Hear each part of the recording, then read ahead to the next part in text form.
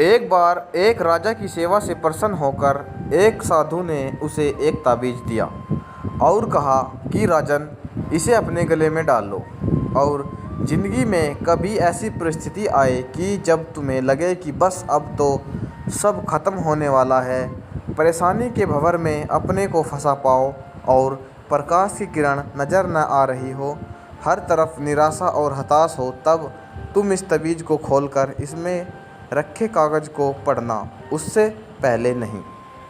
राजा ने वह ताबीज़ अपने गले में पहन लिया। एक बार राजा अपने सैनिकों के साथ शिकार करने घने जंगल में गया। एक शेर का पीछा करते करते राजा अपने सैनिकों से अलग हो गया और दुश्मन राजा की सीमा में प्रवेश कर गया।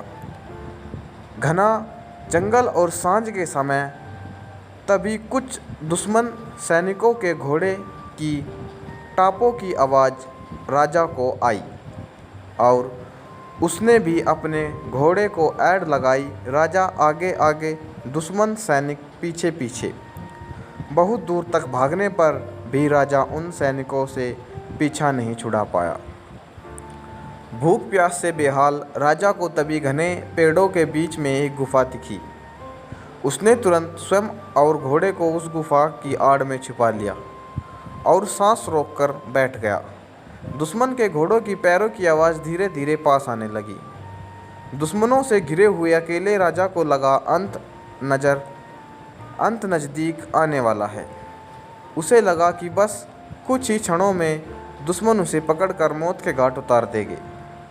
वो जिंदगी से निराश हो गया। उसका हाथ अपने आप उस ताबीज़ पर गया जो उसे साधु ने दिया था। उसने तुरंत ताबीज़ को खोलकर कागज़ को बाहर निकाला और पढ़ा।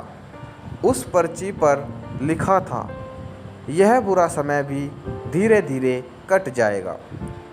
राजा को अचानक ही जैसे घोर अंधेरे में एक ज्योति की किरण दिखाई पड़ी। डूबते को कोई सहारा मिल गया। उसे अचानक अपनी आत्मा में एक अकथनीय शांति का अनुभव हुआ। उसे लगा कि सचमुच यह भव्य समय भी कट जाएगा। फिर मैं चिंता क्यों करूं? उसने प्रभु और अपने को विश्वास रखा। उसने स्वयं से कहा कि यह भी समय कट जाएगा।